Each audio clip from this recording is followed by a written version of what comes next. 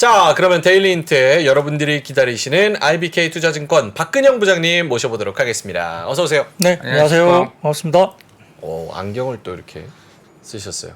네, 예. 좀 지루해 보이실까봐 예, 변화를 좀 줬습니다. 안경으로 잘 어울리십니다. 예, 이거 제 안경 아니에요.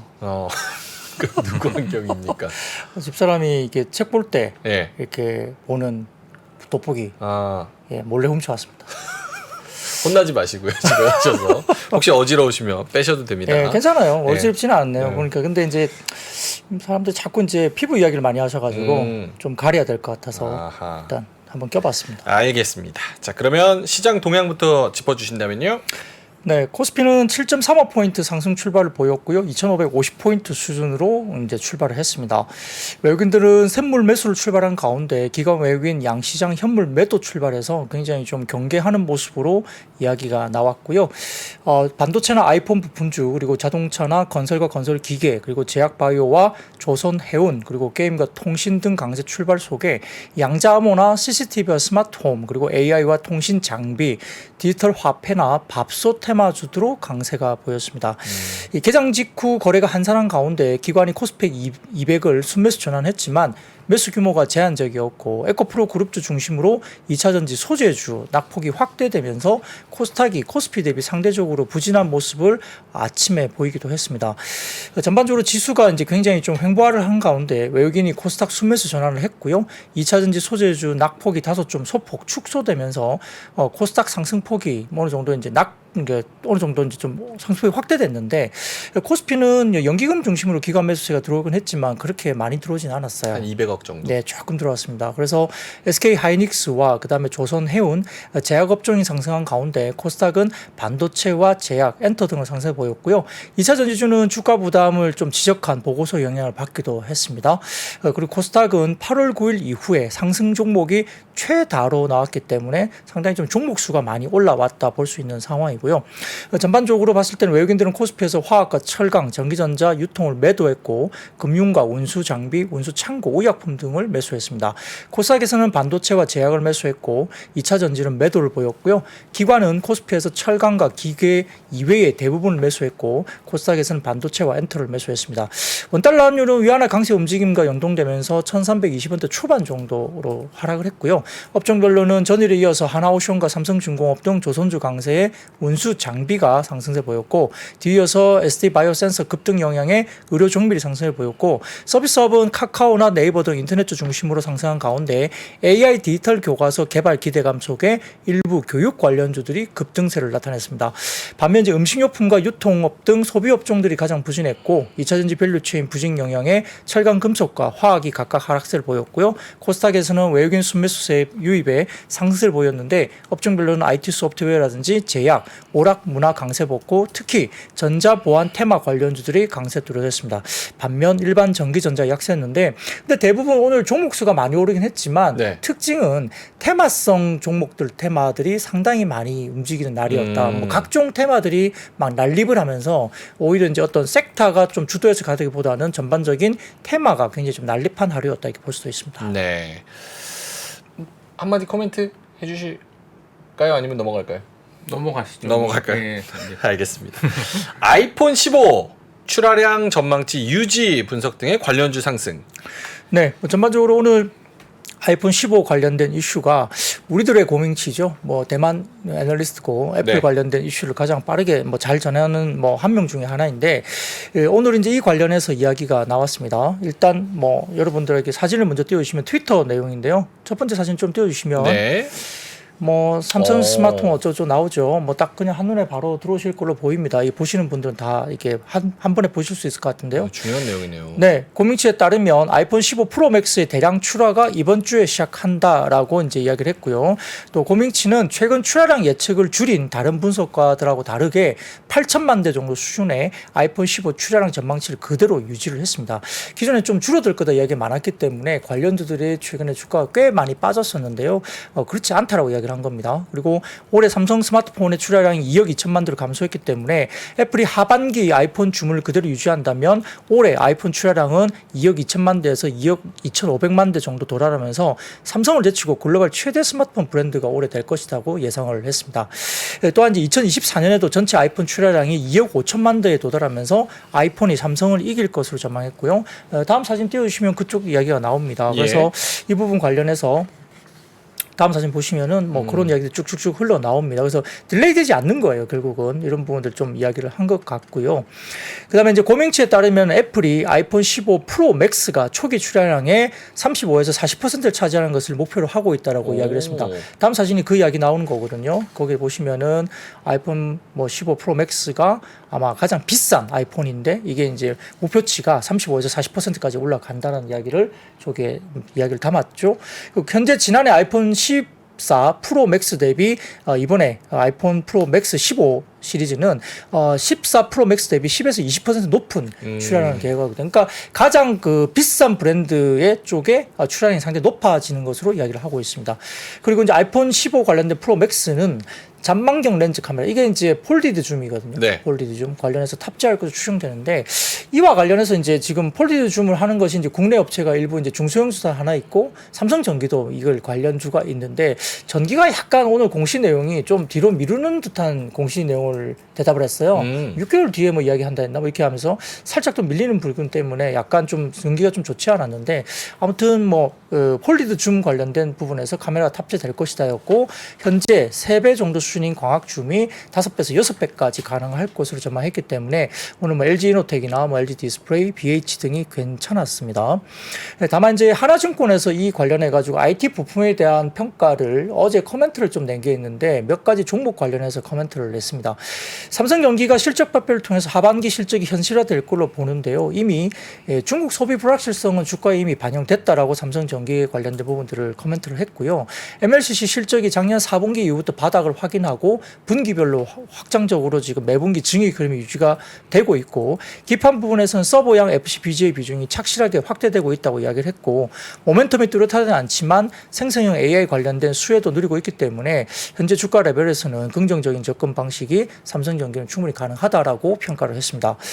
그리고 LG이노텍 같은 경우는 하반기 실적 모멘텀이 유효한데 역시 애플 신모델 초도 물량은 조금 줄어들 것으로 보는 것 같습니다. 그래서 3분기가 조금 줄어드는데 그 이연 물량이 4분기에 그대로 다 들어오기 때문에 연간 물량은 별로 문제가 안 된다는 거죠. 그래서 3분기 약간 줄어드는 물량에 대한 우려는 주가에 충분히 반영될 것으로 판단하고 있고 그리고 IT 소비에 대한 불확실성이 높은 점이 애플 공급업체 입장에서는 그렇게 나쁜 건 아니다. 왜냐하면 최근에 애플이 실적이 좀 좋지 않고 약간의 그런 부분들은 아이폰의 이슈가 아니고요. 뭐 아이패드라든지 뭐 맥북 이런 쪽에 어떤 부분들이 좀 줄어드는 것이지 애플의 차분기 가이던스에서 아이폰 부분은 부정적이지 않다라는 부분을 좀 더 확인했습니다. LG전자는 GM볼트의 일회성 비용이 재차 반영된 점 때문에 투자 입장에서는 상당히 부담이 됐는데 실질적으로 지금 최근 4주 동안 주가가 17% 내외 하락을 이미 했기 때문에 뭐 PBR이 0.86배까지 하락하면서 추가적으로 더 빠지기는 좀 제한적일 것 같다라고 이야기를 했고요. 바닥에 대한 이슈를 조금 보자. 그리고 VS 사업부 가치가 부각될 수 있는 이 부분을 이벤트를 기다리는 전략을 추천을 했습니다. 네. 그리고 패키지 기판 중소형주 주가는 뭐 강한 반등 이후에 지금 충분히 조정을 받았기 때문에 아마 최근에 실적 발표를 통해서 뭐 DDR5나 GDDR6 등의 뭐 수혜 강도도 뚜렷하기 때문에 주가 모멘텀이 여전히 유효하다 봤고요. 현재 주가 수준에서 신규 진입을 고려할 수 있는 PCB 같은 경우에는 하나증권에서는 최선호주를 해성 DS로 봤고요. 밸류에이션 부담도 가장 적은 종목으로 봤습니다. 거기다가 기존의 대덕전자, DDR5와 비메모리 수혜 그리고 심텍 같은 경우도 GDDR6라는 투자 포인트가 여전히 유효하다고 긍정적인 코멘트까지 냈습니다. 이렇게 IT 관련해서 또 오른 종목들이 있었고 오늘 AI주들이 많이 올랐는데 오픈 AI가 속도가 2배 빠른 기업용 챗GPT 엔터프라이즈 요거를 또 출시했다는 네, 소식이네요. 맞습니다. 뭐 사진 띄워주시면 관련된 기사가 나온 것을 제가 헤드라인을 뽑아왔는데요. 이제 기업용 챗봇인 챗GPT 엔터프라이즈 출시가 하고 있는데 이게 기업용 챗봇은 GPT-4 버전입니다. 그래서 GPT-3보다 2배 정도 빠르고요. 이용 제한도 없는 것으로 전해지고 있고 기업용 챗봇은 28일부터 즉시 서비스되면서 중소기업을 위한 챗GPT 비즈니스를 또 출시할 계획으로 알려져 있습니다. 뭐 계속적으로 이렇게 나가게 되면 결국은 이제 수익화 모델이 나온다는 점에서 좀 의미가 있을 것 같고요. 더군다나 이제 뭐 국내 같은 경우도 대기업들이 이제 AI와 로봇을 미래 먹거리로 일찌감치 이야기를 하고 있기 때문에 그리고 최근에 삼성전자와 현대 엔지니어링이 B2B 관련 실무자들이 40 AI 신사옥을 시찰을 하고 해당 기술력을 체크했다 이렇게 이야기가 나왔습니다. 그러다 보니까 40 AI도 상당히 주목을 받으면서 아마 급등을 했을 거예요. 그 외에도 뭐 브레인즈 컴퍼니라든지 폴라리스 오피스, 셀바스 AI 등등 AI 챗봇 관련된 종목들이 테마성으로 주가들이 움직였다 볼 수도 있습니다. 참고로 그 삼성 SDS 같은 경우도 생성형 AI 관련해서 네. 기업용 기업용. 생성형 AI 관련해서 다음 달에 좀 선보일 예정입니다. 오, 기업용으로. 예. 역시나 이제 비즈니스 모델 상으로 기업 B2B로 또 해야 되는 그래야지 이제 또 메꾸면서 또 성장할 수 있기 그런 때문에. 것도 있고 이제 정보의 유출을 막고 음. 그렇기 때문에 그런 것들이 이제 많이 기업용으로 전문적으로 해서 쓰이는 것 같습니다. 기업용으로 많이 예. 나오고 있다. 예. 자, 다음 뉴스는 2차 전지 양극재 업체 밸류에이션 부담 분석 자료 영향의 하락. 네, 오늘 유달리 에코프로 그룹주하고 포스코 퓨처엠이 좀 좋지 못했죠. 조금 밀렸죠. 네, 그렇습니다. LNF 같은 경우는 이제 거래소로 이전 관련된 부분들이 어제 장마치고 공시가 나왔고 네. 어제 미리 좀 움직였죠. 그러다 보니까 시장에서 조금 이야기가 동거 아니야? 뭐 이런 이야기도 좀 있었는데 아무튼 뭐 하겠다고 이야기를 했기 때문에 아마 기대감이 좀 있었던 것 같습니다. 그리고 포스코 그룹주 중에서도 이제 DX인가요? 네. 그 거래소 이전 관련된 이슈가 있으면서 상당히 좀 좋았고요. 근데 이제 그 말고 에코프로 그룹이라든지 포스코 퓨처인 같은 경우는 주가가 오늘 좀 쉬어가는 모습이었는데 실질적으로 오늘 하이투자 증권에서 관련된 뭐 리포트가 좀 나왔는데 결국은 아직까지 이제 IRA 법 관련해서 우려 외국 기업들의 구체적인 기준이 발표되지는 않았지만 그냥 넓게 러프하게 봤을 때 우리가 추정하기로는 중국 기업을 대상으로 이야기한 것이 아니라고 이야기를 하고 있는 상황입니다만 근데 대부분 소재 분야에서 중국 업체들의 북미 시장 진출이 실질적으로는 구체화되고 있다라고 하이투자증권에서는 평가를 했습니다. 최근에 테슬라나 포드 등 미국의 완성차 제조사들이 전기차 진입 가격을 낮추기 위해서 LFP 배터리 채택을 확대할 계획으로 발표를 했고 현재 북미 내에서는 LFP 배터리 점유율이 올해 2분기 기준으로서는 약 8% 정도밖에 안 되는데 중국 업체들의 가격 경쟁력을 고려한다면 중장기적으로 국내 업체들과 점유율 경쟁 가능성을 완전히 배제할 수는 없다라는 평가를 했습니다. 그래서 이제 북미 전기차 시장은 작년 기준으로 7% 정도밖에 안 되기 때문에 미국 시장에서 전기차 침투율이 7%거든요. 근데 중국이 이미 30% 중반 이상 올라가 있기 때문에 굉장히 많이 폭발적으로 지금 성장을 했습니다만 다른 지역에 비해서 북미 시장이 상대적으로 높은 성장세가 기대될 수 있는데 아마 지금까지 공식화된 주요 배터리 셀 업체의 북미 지역 배터리 셀 생산 캐파 총 증설 규모는 LG 에너지솔루션의 ESS용 LFP 배터리 캐파를 포함해서 약 825기가와트시 정도 될 겁니다. 근데 이제 이 중에 국내 업체들이 약 611기가와트시 규모로 전체의 74% 차지하니까 사실 북미 전기차 시장 확대의 최대 수혜국이 한국이 맞습니다. 한국 업체들이 맞는 겁니다. 근데 유럽 같은 경우는 조금 분위기가 다르다는 이야기인데 주요 완성차 제조업체들의 전기차 배터리 수주를 위한 한국과 중국 기업들의 경쟁이 더 심화되고 있는 시장이고요. 중국 기업들이 일단 뭐 미국 시장 진출이 여의치 않다 보니까 유럽 시장 공략을 좀 더 대규모 투자가 좀 더 집중되고 있다 이야기를 하면서 실질적으로 중국의 EU 시장 점유율은 2020년 10%대에서 작년에 34%까지 중국 업체들이 유럽 쪽에서 점유율을 올렸고 같은 기간 한국은 68%의 점유율에서 58%로 작년에 상당히 조금 하락세를 보였다 볼 수 있습니다. 그러니까 중국 업체들의 약진이 EU 쪽에서는 상당히 좀 두드러워진 겁니다.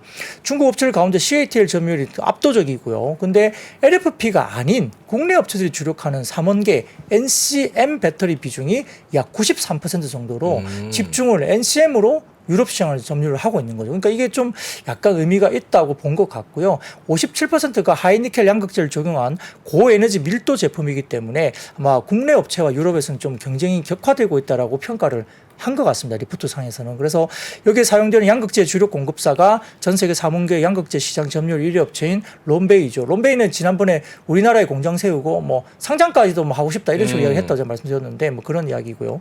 그래서 이제 유럽 완성차 OEM들도 엔트리 모델, 그러니까 뭐 비싼 모델보다는 조금 이제 싼 모델들 같은 경우에 엔트리 모델을 해서 많이 좀 팔아야 되는데 전기차 모델의 가격을 낮추려면 또 LFP 배터리 채택도 확대할 수 있는 가능성이 있기 때문에 중국 배터리 셀 업체들 점유율 상승세가 이어질 가능성이 높다라고 이제 하이투자증권에서는 전망을 했습니다.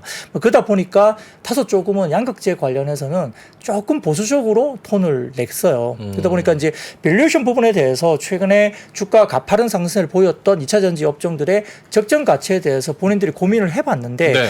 본인들 말로는 PEG 지표를 통해서 2차 전지 산업의 과열 여부를 판단해 보고자 적정 가치를 산출했다는 이야기하거든요. PEG라 하면 예를 들어서 뭐 PER이 있고 성장률이 있을 때 예를 들어서 뭐 PER이 50배인데 성장률이 뭐 매년 한 3개년, 5개년 평균 성장률이 50%씩 성장을 하면 PEG는 1로 이제 계산이 될 수 있잖아요. 그러면 1 정도면 그렇게 비싼 건 아니고 1 이하가 나오면 성장률이 더 높기 때문에 그죠? 그럼 PEG 1 이하면 아직은 저평가되어 있다 보는 거고 PEG보다 1이 더 위로 올라가게 되면 조금 고평가다 이렇게 이제 분석을 하기도 하거든요. 그러니까 성장률을 가지고 프라이싱해서 밸류를 때리는 거죠. 그렇죠. PER로 보면 사실은 뭐 고평가된 종목들이 많기 때문에 그렇게 보지 않고 하이투자증권에서 PEG로 보겠다는 겁니다. 예. 그 사진을 좀 띄워주세요. 그렇게 되면 이 사진을 보면 이제 성장률에 대한 부분들은 그 2차 전지 업체별의 PEG 레이쇼인데요. 이게 이제 PEG 레이쇼는 2025년 예상 PER에다가 3개년과 5개년의 북미 전기차 배터리 수요 연평균 성장률을 이제 나누어서 계산을 했다라고 이제 본인들이 표를 만든 거예요. 예.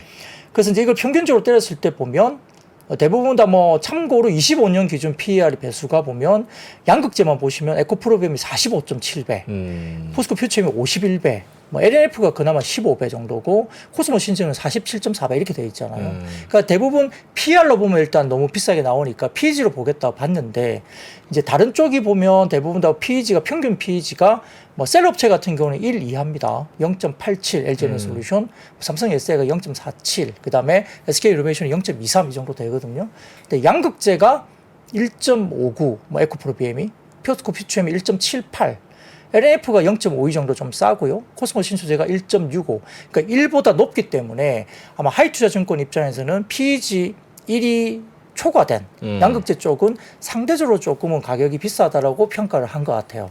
상승에 대한 룸이 그렇게 많지 않다라고 리포팅을 한 겁니다. 근데 이제 이 그 전기차 수요 연평균 성장률에 대해서는 뭐 어떤 기준으로 어떻게 성장률을 낸지에 대해서는 조금 이견이 있을 수 있어요. 네. 왜냐하면 25년 성장률을 우리가 지금은 추정할 뿐이지 그 성장률이 뭐 이 하이투자증권에서 우리가 보는 성장률이 명확하게 맞다라고 보기도 좀 쉽지는 않을 수도 그렇죠. 있습니다만 아무튼 성장률을 기준으로 가지고 본인들이 PEG를 계산해 보니까 상대적으로 양극재가 좀 PEG 기준으로도 비싸더라. 그러다 보니까 이제 다른 쪽에 좀 더 싸게 거래되는 PEG 쪽으로 봤을 때도 싸게 거래되는 쪽을 좀 봐야 되지 않느냐 뭐 이런 논리로 이제 그 리포트를 아주 길게 쓴 겁니다. 그러다 보니까 이제 이거는 뭐 저의 의견이 아니라 하이투자증권에서의 의견인데 네. 상대적으로 과거부터 조금 이제 하이투자증권도 조금 2차 전지 양극재에 대해서 조금 보수적으로 봤던 하우스이긴 합니다. 상대적으로 여러 하우스 중에서 조금 보수적으로 보는 하우스 중에 하나예요. 유진투자증권도 좀 보수적으로 보는 것 같고, 하이투자증권도 좀 보수적으로 보는 것 같고, 삼성증권도 좀 보수적으로 보는 것 같고, 근데 좀 이제 좀 긍정적으로 보는 쪽은 그나마 미래에셋증권, 한화증권도 조금 긍정적으로 보는 분위기고, 그래서 조금 하우스마다 같은 양극재를 보더라도 조금 다르게 뷰를 갖고는 있습니다. 그래서 어쨌든 하이증권에서는 오늘 리포트가 조금은 이런 부분에서 PEG 개념을 봤을 때도 양극재 쪽보다는 실질적으로 뭐 실리콘 음극재나 이런 쪽으로 조금은 다른 쪽으로 좀 봐야 되는 것이 아니냐라고 평가를 하긴 했습니다. 그러다 보니까 이것은 뭐 판단의 여부인 것 같아요. 그런 것 같고요. 그다음에 이제 다음 사진 보시면 그 리튬 가격은 일단 좀 빠지고 있습니다. 그래서 이거는 양극재 업체 같은 경우는 뭐 그렇게 썩 좋은 건 아니거든요. 그래서 판가가 좀 빠질 수 있는 가능성이 높습니다. 이 사진 보시면은 중국의 탄산 리튬 가격인데 아마 그 톤당 21만 위안 정도 수준이거든요. 21만 위안 정도. 최근에 다시 좀 빠지고 있죠. 네. 많이 빠졌다 반등 줬다 다시 빠지고 있기 때문에 조금은 분위기가 리튬 가격이 빠지면 판가가 빠질 수밖에 없어요. 3개월 정도 뒤에 레깅을 하니까요. 그래서 3분기 판가가 좀 빠질 거라는 이야기는 계속적으로 나오고 있는 상황입니다. 양극재 쪽에. 근데 이제 문제는 이제 탄산 리튬 가격이 중요한 게 아니라 우리나라 양극재 같은 경우 수산화 리튬을 봐야 되거든요. 탄산 리튬을 가공해서 수산화 리튬을 만드는데 수산화 리튬 가격이 좀 별개잖아요. 예. 그래서 그게 상당히 더 중요한데 일단 탄산 리튬이 빠지다 보니까 영향을 미칠 거다 보는 것 같긴 합니다. 그리고 이제 실질적으로 중국 탄산 리튬 가격도 조금 하향 조정세가 되고 있지만 아마 광저우 쪽의 거래소 선물 가격도 이번에 19만 위안을 하향 돌파했습니다. 좀 많이 빠지고 있어요. 중국 쪽의 탄산 리튬 가격이 선물 시장에서 좀 많이 빠지고 있어요. 그래서 일단 탄산 가격은 조금 하향 조정세가 좀 나온다는 점에서 판가에 대한 우려가 좀 있습니다. 근데 결국 이게 그러니까 이제 물량의 증가가 나오면은 메이크업이 되는 거잖아요. 그러니까 거기에 핵심이 있다 볼 수 있고 양극재 쪽의 7월 수출 지표는 상당히 좋았습니다. 예. 청주 지역의 수출 지표는 월간 최대치가 나왔기 때문에 8, 9월 지표가 Q가 어떻게 물량 지표가 나올지는 한번 확인해야 될 것 같고요. 마냥 안 좋다 보기에는 물량이 증가하게 되면 그렇게 나쁘지 않을 수도 있기 때문에 그건 확인을 해야 될 것 같고요. 그다음에 뭐 평균적으로 이제 수급에 대한 이슈인데요. 다음 사진 보이시면 뭐 LNF나 에코프로 BM의 공매도 분위기입니다. 보시면은 대부분 다 많이 치솟았다가 공매도 수량이나 지금 거래량 대비 수량이죠. 그 푸른색 실선 있죠. 네. 그걸 좀 보시면 될 것 같아요. 대부분 거래량 대비 공매도 추이가 많이 줄어들었어요. 치솟았다가 굉장히 많이 줄어든 상태입니다. 그렇네요. LNF나 에코프로 BM 둘 다 조금은 줄어드는 분위기죠. 예. 다음 사진도 보여주시면 그 다음 사진 보여주세요. 그 다음 사진 보시면 에코프로 BM도 푸른색 실선이 이제 좀 줄어들고 있죠. 거래량 대비 공매도가 좀 잦아들고 있는 분위기고요. 저게 지금 저 푸른 선이 우측 저 축으로 해서 10% 정도까지 내려와 있는 거잖아요. 그럼 그렇죠. 저게 공매도 비중이 10%다 이렇게 보면 되는 거예요? 아니요, 거래량 대비 수량이니까 네. 뭐 조금 그거는 뭐 비중이라고 하면 전체 뭐 그 상장된 뭐 대비 뭐 그걸로 또 다르게 계산할 수도 있으니까 이건 좀 다른 거죠. 좀 다른 겁니까? 네네, 그렇죠. 근데 금액 추이를 보시면 어쨌든 줄어들고 있잖아요. 네. 에코프로뱀도 일간 공매도 금액 추이도 확실히 좀 많이 줄었습니다. 다음 사진 보시면 포스코 퓨처엠과 LG화학의 공매도 추이인데요. 이게 메리츠증권의 자료거든요. 네. 이게 보시면은 파란색 선이 대부분 다 많이 내려와 있죠. 일간 공매도 금액도 많이 7월 말쯤에 굉장히 치솟았어요. 많이 줄어 있어요 지금. 그래서 공매도가 일단 최근에 그래도 약간 과거보다는 좀 많이 줄어들어 있다라고 수급적인 이슈는 좀 그런 것 같습니다. 그렇군요. 저 줄어들어서 뭐 공매도가 많으면 쇼스퀴즈가 나올 그런 기대감도 있는 거예요? 근데 줄어서 주가가 상승할 여력은 별로 없다? 이렇게 보는 거예요?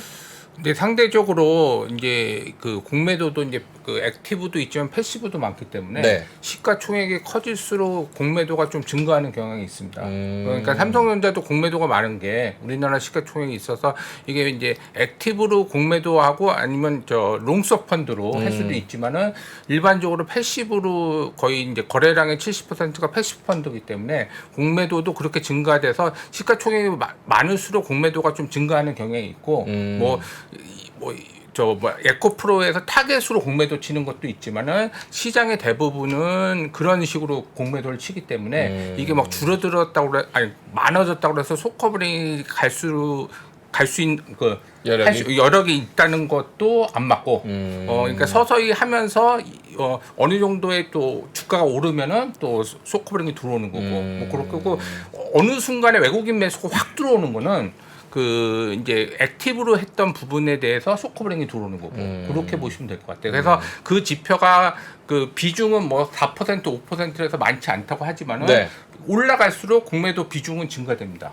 그건 확실한 게 표시될 수 있고요. 그렇게 생각하시면 될 것 같고 그다음에 이제 여러 가지 이제 그 밸류에이션 수단에 대해서 네. 여러 이제 퍼의 한계점 네. 그래서 지금 아까 이제 말씀하신 대로 PEG라고 해서 퍼를 EPS 증가율로 그래서 증가율로 하게 되면은 플로우 개념이 들어가기 때문에 단순히 이제 그 단순하게 보는 것 관점보다는 이제 성장률로 보게 되면 네.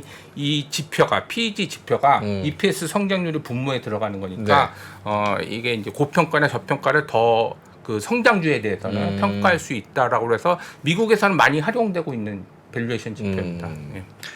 제가 지난번에 이제 배터리 아저씨 만나야 돼가지고 온 증권사 그 에코프로랑 뭐 포스코 그 리포트 밸류에이션 하는 걸 다 봤어요. 다 봤는데 너무 어렵다고 생각이 든 게 이거를 밸류에이션 때리는 데 대한 그 변수가 매개 변수가 너무 많더라고요. 그렇죠. 네, 그 뭐 이 광물에 대한 가격에다가 실제로 얼마나 좋게 보는지 거기에 밸류 때려서 얼마나 많이 파는지 그런 것들을 때리니까 이게 진짜 천차만별이더라고요. 지난번에 이제 그 하나증권의 리포트가 그래서 이제 뭐 리튬 가격을 기준을 27년 기준이었나? 8달러라는 기준을 가지고 계산을 한 네. 산식이 이제 도출이 됐거든요, 리포트에. 그러니까 이제 그때 당시에 그 가격의 8달러가 도대체 기준이 뭐냐는 게 되게 애매했다. 그래서 그 부분 때문에 논란이 되게 많았었어요. 아하. 27년도 가격을 사실 지금 추정하는 게 어렵죠. 그렇죠. 예를 들어서 뭐 SN 리서치 같은 경우는 리튬 가격을 굉장히 하향 조정될 거라고 최근에 리포트를 또 냈거든요. SN 리서치에서. 근데 맥켄지에서는 그 계속적으로 리튬이 쇼티지로 또 리포트를 냈어요. 네. 해외 쪽그 맥켄지 보고서에서는. 그러니까 리튬에 대한 가격에 대한 전망이 각기 다 달라요. 그 가격을 27년 가격을 지금 어떻게 맞추겠어요. 그러니까 거기에 그게 맞는 따라서 것 같아요. 예, 예. 거기에 따라서 밸류가 완전히 달라지거든요. 뭐 기준 리튬이 어떻게 가느냐. 그러면 거기에 따라서 소재 가격도 판가가 달라질 수 있고요. 물량이 느는 것은 당연히 정해져 있잖아요. 그렇죠. 증설에 대한 규모가 있기 그렇죠. 때문에 이제 계약을 했기 때문에 물량에 대한 증가는 분명히 나오는데 이제 판가는 다른 이야기죠. 근데 그게 뭐 광물 가격을 어떻게 지금 몇 년 뒤에 걸 지금 어떻게 맞추겠습니까? 근데 이제 그때 당시 하나증권에서는 이제 냈던 기준이 너무 싸다. 일반적으로 봤을 때 지금 광물 가격에 비해서 계속적으로 리튬은 제한될 수밖에 네. 없는데 어떻게 가면 갈수록 어떤 수요가 더 많아지는 분위기로 갈 수밖에 없지 네. 않느냐 그런 부분에서는 그 기준의 리튬 가격이 너무 싼 거 아니냐는 논란이 좀 있었던 거고요. 네, 그렇습니다. 근데 이제 아까 말씀드린 대로 맥켄지나 다른 쪽의 리포트는 지금 계속적으로 리튬이 쇼티지라고 계속 하면서 되게 또 좋아지는 쪽으로 또 리포트가 나오기도 하거든요. 그러니까 그 어떤 리포트를 내는 쪽에 따라 어떻게 분석 툴을 가져가냐에 따라 너무 천차만별이기 때문에 쉽지는 않습니다. 쉽지 않습니다. 자, 다음 뉴스. 엔비디아, 메타 등 SK 하이닉스의 DDR5 그리고 HBM 추가 공급 요구 소식 반도체 상승했습니다. 네, 오늘 이제 무역협회 쪽에서 메모리 반도체 수출이 10월부터 또 회복할 것이라 발표도 하기도 했고요. 네. 또 엔비디아나 메타 등에 관련된 뭐 큰 기업들이 SK 하이닉스의 DDR5와 HBM 추가 공급을 요구했다. 그리고 이제 일부 뭐 사람들이 국내로 들어와서 뭐 하이닉스를 뭐 찾아가서 이렇게 만나기도 했다. 뭐 이런 이야기도 좀 들렸던 하루였습니다. 네. 더군다나 삼성전자도 엔비디아 차세대 게이밍 GPU향 GDDR7 샘플링을 어느 정도 좀 테스트하고 있다. 이런 이야기도 오늘 좀 돌았기 때문에 일부 이제 대형주들보다는 뭐 하이닉스가 움직이긴 했습니다만 대형주들보다는 중소형주가 좀 골고루 좀 움직이는 그런 이슈도 있었고 더군다나 지금 한미 반도체가 사실은 하이닉스 쪽에 TC 본드나 이런 걸 잘했기 때문에 네. 주가 꽤 많이 올랐었잖아요. 굉장히 주목을 받았었는데 하이닉스 말고 삼성전자 쪽으로도 한미 반도체가 이제 어떤 계약이라든지 어떤 공급을 할 수 있다라는 그런 뉘앙스의 뉴스가 오늘 아침에 나오기도 했거든요. 그러면 한미 반도체는 굉장히 수혜를 받을 수도 만약에 결정이 된다면 굉장히 네. 수혜를 받을 수도 있습니다. 그래서 그런 것들이 좀 이슈가 불거졌는데요. 이제 엄블렐라 리서치에서 오늘 좀 자료를 좀 요청한 게 있는데 그게 뭐냐면 전날 UBS에서 메모리 월간 업데이트 보고서가 나왔다는 것에 대해서 엄블렐라 리서치가 다소 좀 이제 그 요약 서머리한 내용이 있어서 좀 가져와 봤는데 UBS에 따르면 메모리 수요가 점점 회복되고 있고 하이퍼스케일러 업체들은 3분기부터 낸드와 DDR4 주문량을 조금씩 증가시킬 것으로 예상한다라고 보고를 했습니다.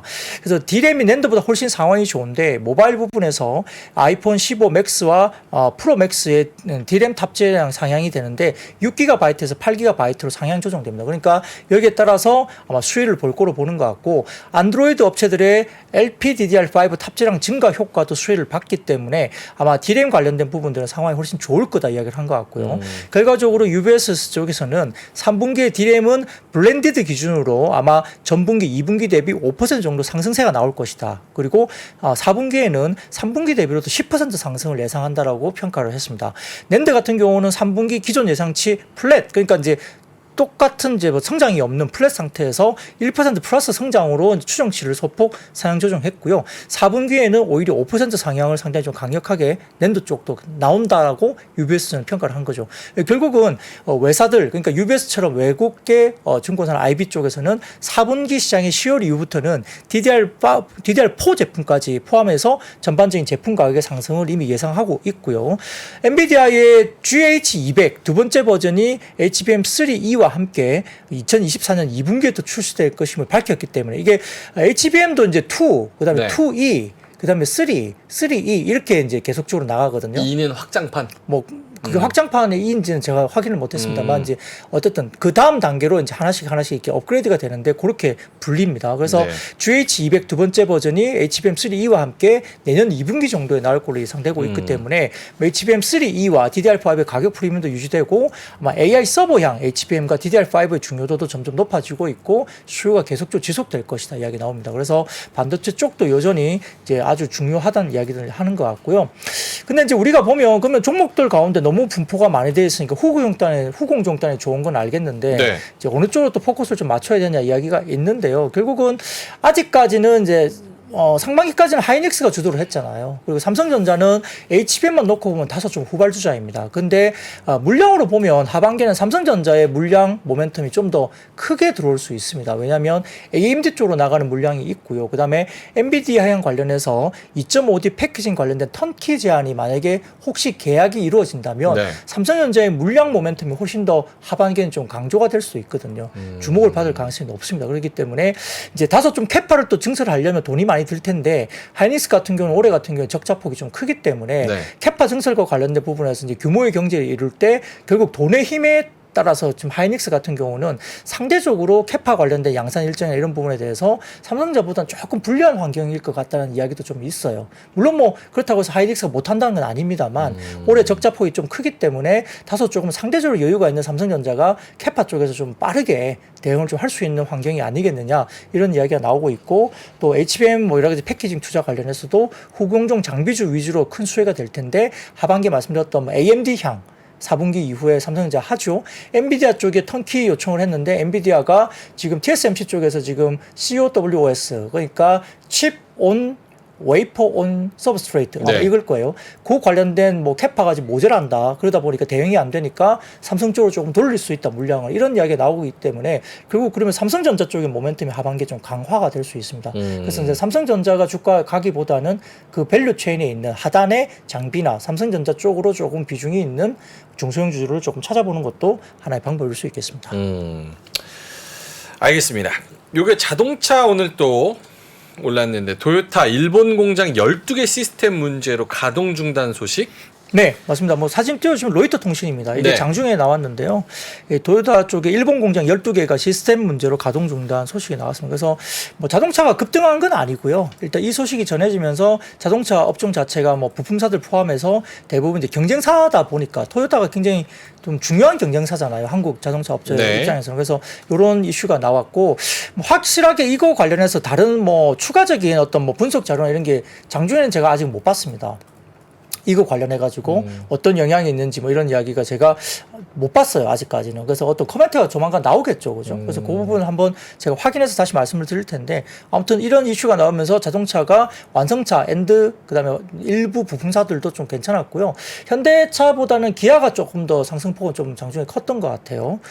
그랬고요. 그다음 사진 보시면은 완성차 쪽에 글로벌 완성차 기업의 올해 상반기 영업이익 및 성장률입니다. 이 보시면은 토요타 성장률도 괜찮았어요. 영업이익도 제일 컸고요. 그죠? 스텔란티스도 두 번째 정도인데 영업이익 성장률은 토요타가 46.7% 굉장히 높은 편이었습니다. 그죠? 근데 이제 현대기아가 한 4위 정도 되는데 영업이익 기준으로 봤을 때 4위 정도 되는데 현대기아도 50.5%로 성장률로 봐서는 토요타보다 훨씬 높아요. 그래서 굉장히 좀 잘하고 있는 모습이 있는 것 같긴 합니다. 그래서 뭐 완성차 기업들이 대부분 다 이제 좋은 영업이익을 내고 있는데 현대기아도 상당히 좀 분전하고 있다, 상당히 잘하고 있는 것 같다 이런 생각은 듭니다. 이런 것들도 좀 참고를 해보시면 될 것 같고요. BMW가 영업이익 성장률이 마이너스 50%가 저게 맞아요? 뭐 상반기로 봐서는 뭐 그런 것 같아요. BMW 괜찮지 않아요? 아닌가? 그러니까요. 뭐 충당금을 샀나 잘 어. 모르겠습니다. 하여튼 뭐 그런 일시적인 비용이 있을 것 같습니다. 알겠습니다.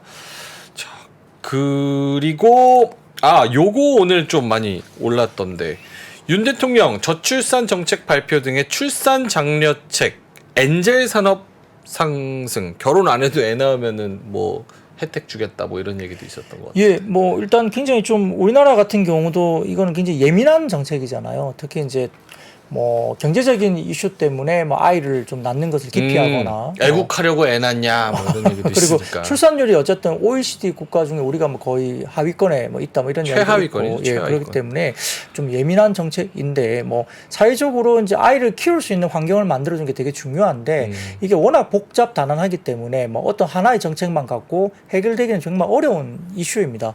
저도 아이 둘 키우는데 되게 만만하지 않거든요. 예, 그래서 그런 부분들이 정말 현실적으로 지금 또 젊은 뭐 저희보다 조금 더 젊은 사람들은 아무래도 결혼에 대한 이슈에서 뭐 출산에 대한 이슈가 굉장히 고민이 될 수밖에 없는 그런 부분이 분명히 현실적으로 있을 것 같습니다. 그래서 출산 가구에 대해서 공공 분양이나 임대주택 6만 원 이상 우선 배정을 한다 이슈도 있었고요. 그다음에 부모 급여 확대 그리고 소아 의료 지원 예산 334억 원 정도로 확대하고 소아 전문 상담 콜센터 뭐 신규 설치, 그다음에 육아 휴직 급여 기간 동안 18개월도 연장하는 등 저출산 정책을 일단 구체적으로 발표를 하기도 했습니다. 다음 사진은 일부 이제 그 중에 신생아 특례 구입이라든지 전세자금 대출안도 이렇게 나왔습니다. 그래서 구입자금 대출이나 전세자금 대출에 관련해 가지고 기존의 신혼이나 이런 관련해서도 특례가 이제 조금 더 소득 수준도 좀 더 넓어졌고요. 자산 규모도 뭐 조금 자산 규모는 좀 비슷하네요. 근데 대상 주택이 조금 더 올라갔죠. 6억 원 이하에서 9억까지도 주택 가격도 좀 올라갔고 대출 한도도 조금 향상됐고요. 뭐 여러 가지 부분에서는 소득별 금리 수준도 어쨌든 구입자금 대출로 상당히 좀 금리에 대한 부분을 경감시켜주는 그런 부분에 대한 일단 조치가 좀 취해졌습니다. 그래서 뭐 집을 사는 것도 사실 결혼 이후에 되게 좀 중요하고 워낙 큰 돈이 들어가기 때문에 이런 부분에 대한 어떤 지원도 이렇게 대출안이 일단 나온 것 같습니다. 그런데 이제 여성가족부가 내년 예산안을 저출산 대응을 위한 맞춤형 가족 서비스 확대나 폭력 피해자 지원과 위기 청소년 지원 강화 그리고 지출 구조 혁신에 중점을 두고 편성했다 밝히면서 여가부의 내년 예산은 전년 대비 9.4% 약 1,475억 증가한 1조 7,153억으로 편성된 것으로 알려지면서 여러 가지 출산 장려 관련된 주요나 LGN 산업 관련된 테마주들 그리고 우리가 뭐 캐리소프트나 뭐 삼지엔터 이런 쪽까지 꿈비나 아가방 컴퍼니 이런 쪽도 주가들이 끌었고요. 꿈비 같은 경우는 아마 이게 아이들 이렇게 침대 뭐 이런 걸 만드는 회사일 거예요. 네. 뭐 그런 쪽까지도 올라왔습니다. 장중에 이제 초반에 불기둥 확 세웠다가 빠졌죠. 결국 마지막에는 윗골이 달면서 좀 빠졌어요. 보면. 자, 그리고 행안부 전국 시도의 CCTV 정신응급 합동대응센터 확대 설치 요청 등의 CCTV와 보안주 상승했습니다. 뭐 이것도 테마성입니다. 아까 제가 소두에 말씀드렸지만 오늘 워낙 많은 테마들이 주가들을 움직이기 때문에 그래서 정신 없었어요. 진짜. 그래서 오늘 상승한 그 종목수가 많다는 것은 테마주들이 굉장히 많이 움직였다고 판정할 수 있습니다. 그래서 지금 말씀하셨듯이 이제 우리가 최근에 이제 연이어 발생한 흉기 난동 범죄, 뭐 이상 동기 범죄에 대한 정부 강력한 대응 의지 전달이 되면서 이제 CCTV 관련된 수요가 상당히 많아질 수 있죠. 그래서 보안 카메라 CCTV 확대 설치 협조 사항을 또 공유를 했고요.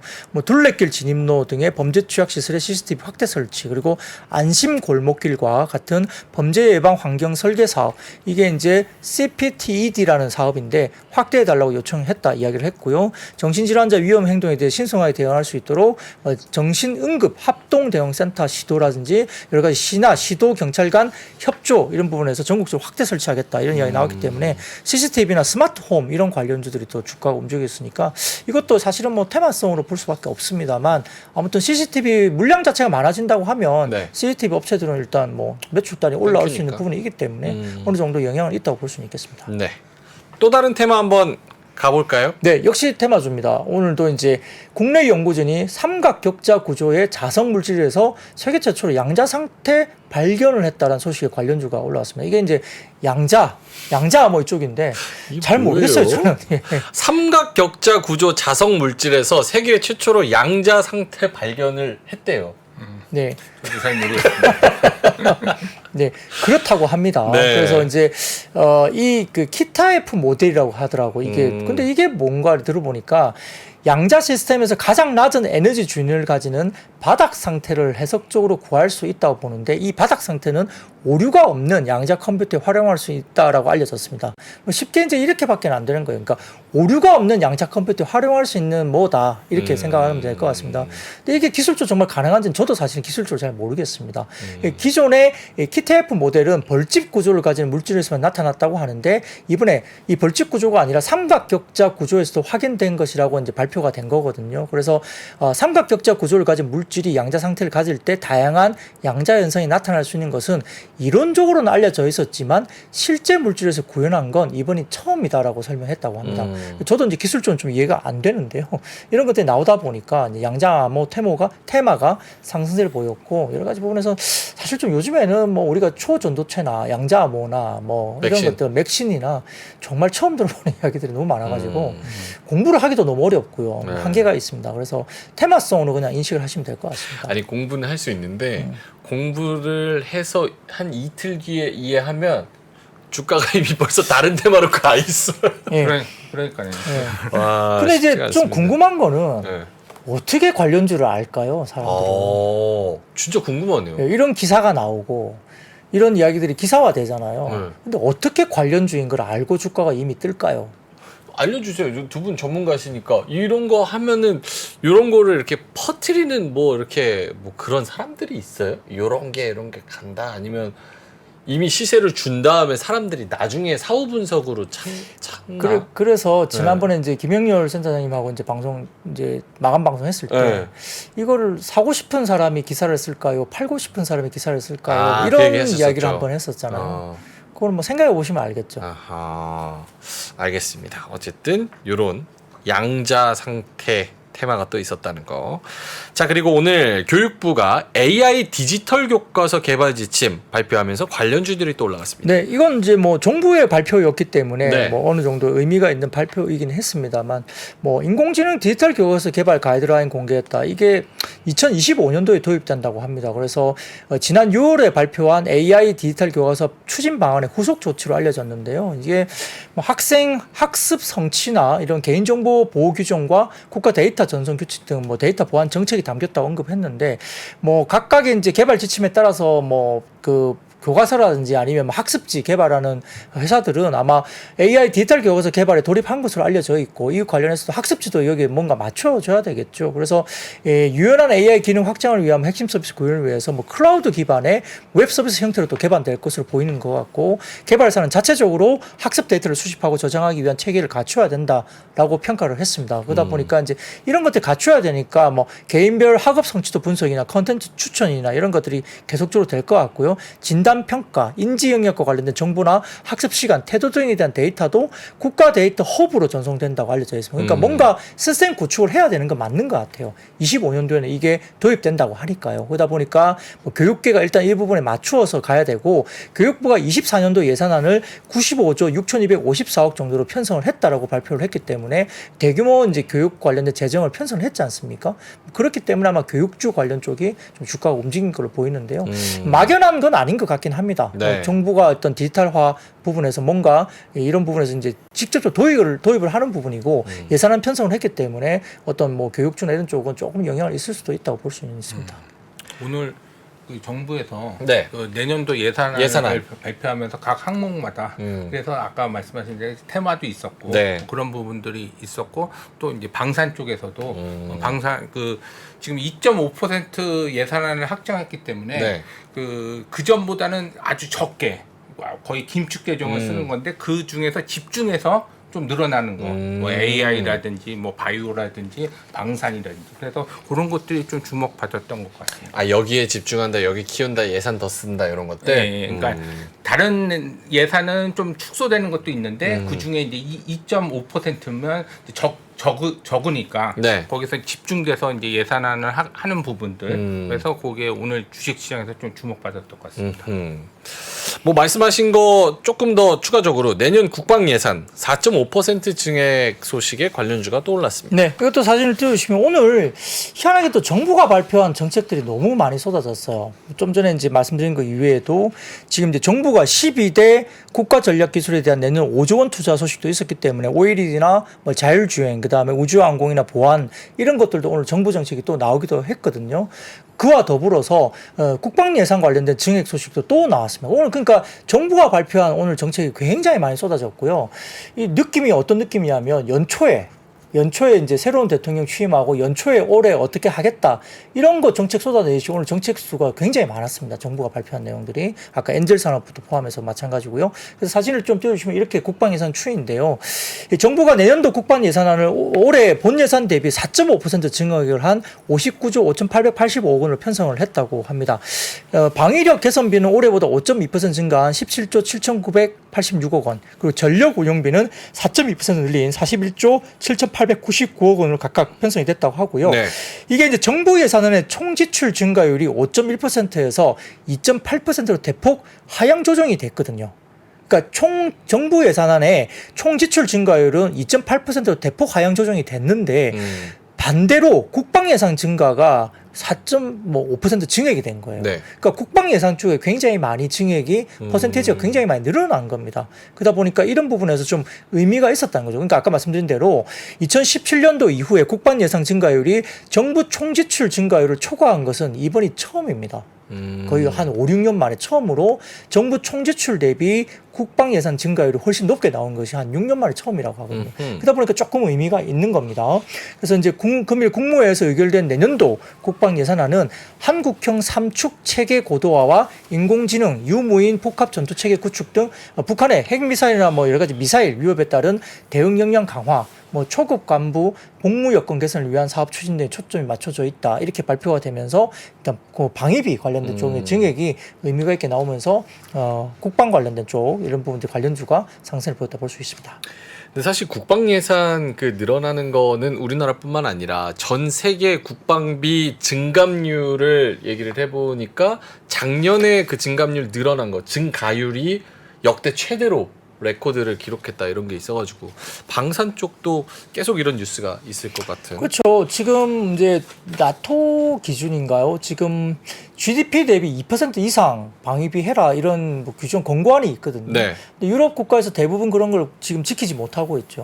그렇게 이제 하다 보니까 우크라이나 전쟁이 나타나고 그다음에 GDP 대비 2% 이상 방위비 지출을 하라는 그 나토 권고안 때문에 방위비 지출이 많이 이제 들어서고 그러다 보니까 유럽 쪽에서 이제 한국의 어떤 여러 가지 방산 쪽에 관련된 구매가 많아지고 이런 쪽에서 작년에 이제 좀 굉장히 이슈가 됐던 거잖아요. 그런 부분에서는 방산 뭐 그리고 일본도 굉장히 돈을 많이 씁니다. 방산 쪽으로. 그래서 일단은 뭐 증액 관련된 예산안이 상당히 좀 늘어나고 있는 추세는 맞다. 이렇게 볼 수도 있겠습니다. 참고로 우리나라 방산비 그 지출은 네. 전 세계에서 9위 정도를 유지하고 9위? 있고 일본이 한 10위 정도 12. 작년 기준으로. 근데 재작년 기준으로 똑같습니다.